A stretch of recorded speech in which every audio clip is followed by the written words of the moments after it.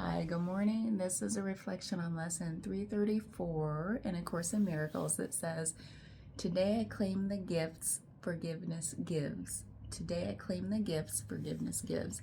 And it talks about how it doesn't say it in these words, but it's the end of seeking. Oh, hold on, somebody. Oh, okay, just make sure that wasn't urgent. So it talks about the end of seeking. So I'm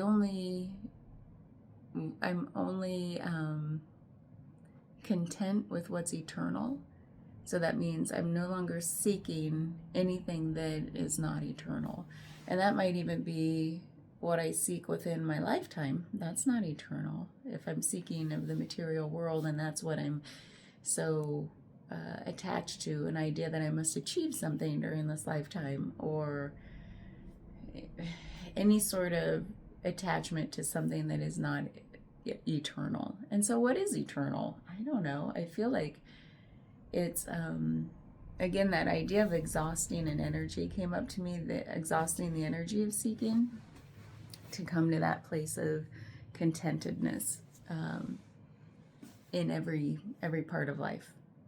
So that's something I try to work on, try to see it when I think about it. And then other times I'm just too busy doing the daily life thing where I'm trying to like, okay, get so much done in a day, take care of certain things in a day.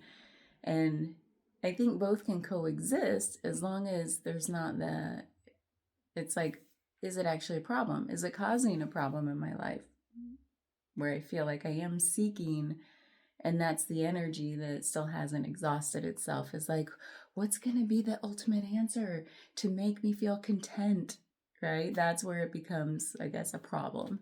I don't know another way to say it.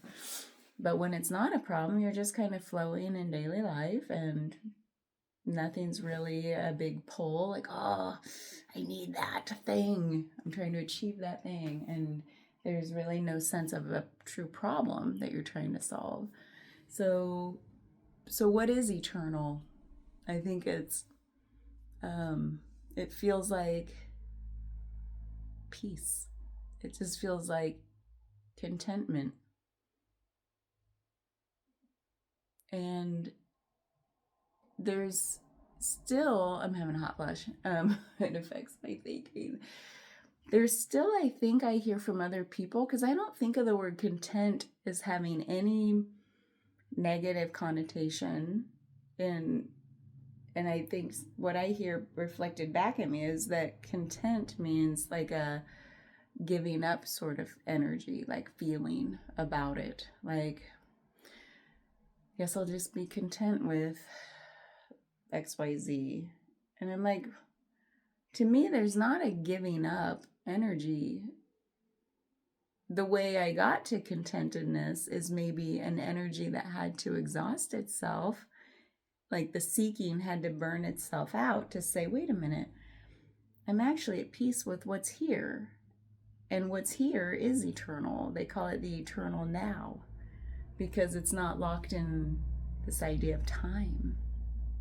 This where our ideas about the past and our ideas about the future, those are all ideas which are thoughts.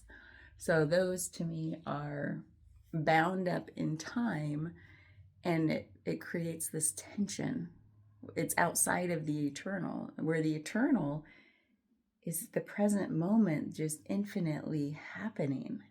Everything's arising in this eternal now. And it's hard to describe that to people. When I try to describe, I don't do a very good job, obviously, because it's like, does not compute. And I'm like, I know it wouldn't have computed to me either before I actually had to feel it. But then how do you feel it? I feel like that's, each of us were on our own timeline with that when we come to these revelatory, visceral feelings that then make all this word soup make so much more sense, like at a deeper level. So really, what is eternal? Right, that this moment is eternal. It's the moment, it's the only place anything can truly happen. It's the moment that all possibilities exist. right? Is like,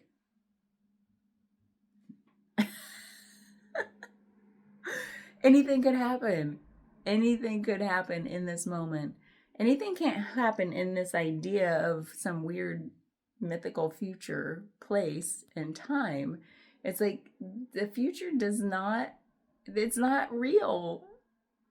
At some point, we'll feel like, oh, I'm now in what I used to call tomorrow. And now I'm doing the thing I kind of had an idea I might do.